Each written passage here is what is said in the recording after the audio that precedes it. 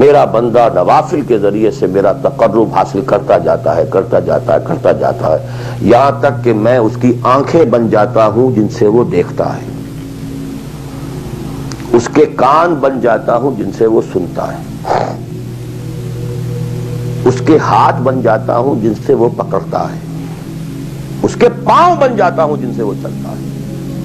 حدیث قدسی، اور سارے وہابی بھی مانتے ہیں اس کو، یہ نہ سمجھیے کہ یہ کسی صوفی کی بڑھ ہے، حدیث صحیح عند کل المحدثین۔ اللہ ہاتھ بن جاتا ہے آپ کا، اللہ پاؤں بنتا ہے آپ کا، اللہ آنکھ بنتا ہے آپ کی، اللہ کان بنتا ہے آپ کی۔ یہ بہت اونچی بات ہے، بہت اونچی بات ہے، بہت اونچی بات ہے، لیکن یہ تقرب بالنوافل کا درجہ کہاں آئے گا؟ جہاں آپ ایک اسلامی نظام کے تحت سانس لے رہے ہیں، جہاں وہ اسلامی نظام نہیں ہے، پہلا فرض تن من دھن اس نظام کو بدلنے کے لیے لگا دینا۔ اگر یہ نہیں ہے تو نماز نہیں ہے، منہ پر دے ماری جائے گی۔ میں جو کچھ کہہ رہا ہوں علی وجہ البصیرت کہہ رہا ہوں، میری پوری زندگی کے مطالعے کا نچوڑ ہے۔ نماز منہ پر دے ماری جائے گی، روزے منہ پر دے مارے جائیں گے۔ You reconcile yourself to that system جو میری بغاوت کے اوپر مبنی تھا۔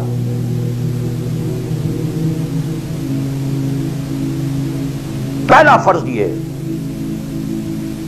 تن من دھن۔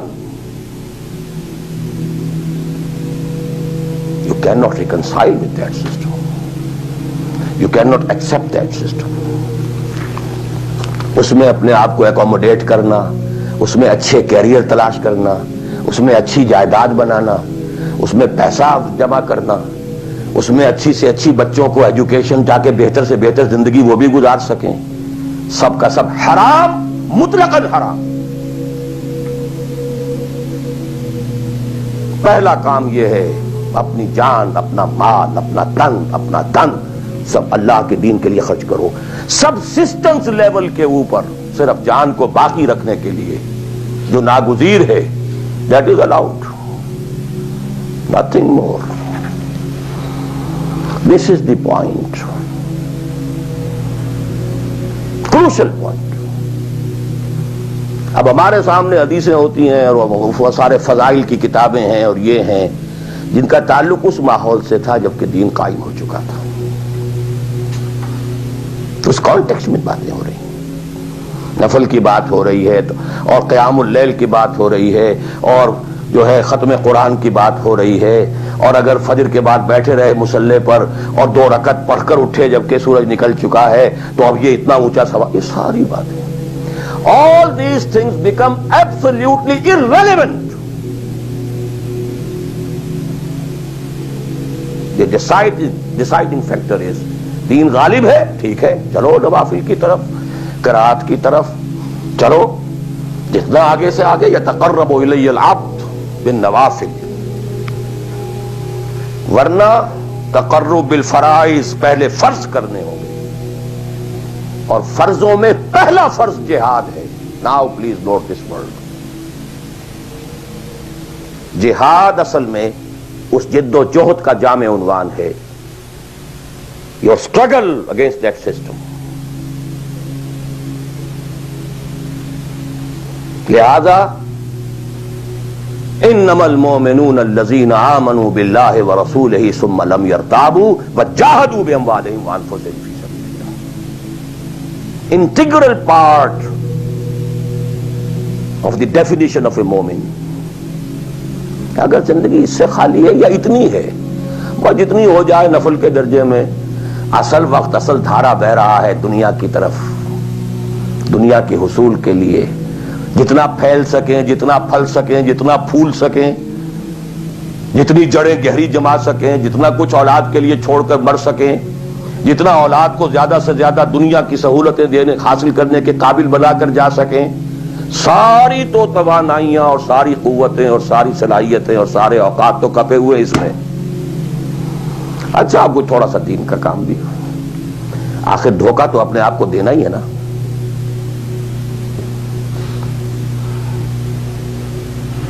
قسمت فروش عورتیں بھی تو کالے کپڑے پہن کے جلوس میں نکلتی ہیں تازیوں کے, اور سبیلیں لگاتی ہیں اور مسجدیں بناتی ہیں. They have to deceive themselves. ڈاکو لوگ نہایت سفاک یتیموں اور بیواؤں کی سرپرستی کرتے تھے. ہمارے معاشرے میں جو بستہ الف بستہ بے کے غنڈے ہوتے ہیں, ان کے ہاں بھی نیکی کا, پن کا, خیر کا کھاتا ہوتا ہے. اسی طرح کچھ مذہبی ایکٹیویٹی ہے. اصل شے یہ ہے کس ماحول میں رہ رہے ہیں. بہت خوش قسمت ہوتا میں اور آپ, پھر آپ اچھے سے اچھا پہنتے, کوئی اعتراض نہیں, اچھے سے اچھا کھاتے. قل من حرم زینۃ اللہ التی اخرج لعبادہ والطیبات من الرزق. خلافت راشدہ میں آپ رہ رہے ہیں, آپ حلال ذریعے سے کما رہے ہیں, آپ بہت اچھا کھائیے, بہت اچھا پہنیے, بلکہ اللہ چاہتا ہے کہ اس کی نعمت جو اس نے تمہیں دی ہے وہ تم پر ظاہر ہو. لیکن پلیز نوٹ دی کانٹیکسٹ. دین مغلوب ہو اور آپ اچھا پہننے اور اچھے کھانے کی فکر میں ہو. مجھے جملہ یاد آ رہا ہے حضرت ابو بکر کا رضی اللہ تعالی عنہ. تھوڑا سا مسئلہ ہوا تھا کہ لوگوں نے کہا کہ زکوٰۃ ہم دیں گے لیکن زکوٰۃ ریاست کو نہیں دیں گے, اپنے طور پر خرچ کریں گے. حضرت ابو بکر نے فیصلہ کیا ان کے خلاف جنگ کا. حضرت عمر جیسی شخصیت بھی مشورہ دے رہی ہے کہ دیکھیں نہیں, 2 فرنٹ پہلے ہم نے کھولے ہوئے ہیں. جیش اسامہ کو بھی آپ نے روکا نہیں کہ جائے, حضور نے تیار کیا تھا. پھر جو مرتدی ہو گئے, کسی اور کو نبی مان لیا, ان کے خلاف تو جنگ کرنی ہی کرنی ہے. لیکن یہ تو صرف نماز بھی پڑھ رہے ہیں اور یہ زکوٰۃ کا بھی انکار نہیں کر رہے, صرف ہمیں نہیں دے رہے ہیں. تو ان کے ساتھ ذرا مصلحت کا تقاضا یہ ہے کہ کچھ نرمی کی جائے. ان کے بڑے پیارے الفاظ تھے, ایبدل الدین وانا حی. کیا دین میں تغیر کیا جائے گا جبکہ ابھی میں زندہ ہوں؟ خدا کی قسم اگر یہ حضور کے زمانے میں زکوٰۃ کے اونٹوں کے ساتھ ان کے باندھنے والی رسی بھی دیتے تھے, اور اب اگر یہ کہیں گے کہ اونٹ لے جاؤ رسی نہیں دیں گے, تب بھی میں قتال کروں گا, اور خدا کی قسم کوئی میرا ساتھ نہیں دے گا تو میں اکیلا جاؤں گا. اور اے عمر تمہیں کیا ہو گیا, تم جاہلیت میں تو بڑے سخت تھے, اسلام میں آ کر تم نرم ہو گئے ہو. یہ ڈانٹ ابو بکر پلا رہے ہیں عمر کو رضی اللہ تعالی عنہ. تو اچھی طرح جان لیجئے, اب میں نہیں کہہ سکتا کہ میں کس طریقے سے اس کو بیان کروں, کیسے ٹھوک ٹھوک کر آپ کے ذہنوں میں اتار دوں. یہ ہے اصل شے. دین کا سارا سٹرکچر ہی بالکل ریورس ہو جاتا. The whole value structure absolutely changes. دین غالب ہے تو وہ ساری باتیں ہیں جو ہم نے خوب یاد کی ہوئی ہیں. آج حقوق والدین بھی تو ہے نا, آخر بچوں کے حقوق بھی تو ہے نا. یہ حقوق والدین جو ہے ان مہاجرین کو یاد نہیں آئے جو اپنے ماں باپ کو چھوڑ کر مدینے پہنچ گئے تھے. یہ اولاد کے حقوق انہیں یاد نہیں آئے, بیویوں کے حقوق یاد نہیں آئے. وہ تو فینیٹکس تھے نا, پاگل تھے نا. مدینے کے منافقین نے انہیں سفہا کہا تھا, بے وقوف لوگ ہیں یہ.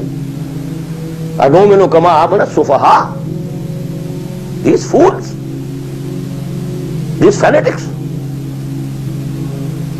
یہ ساری حدیثیں آپ کو یاد ہیں.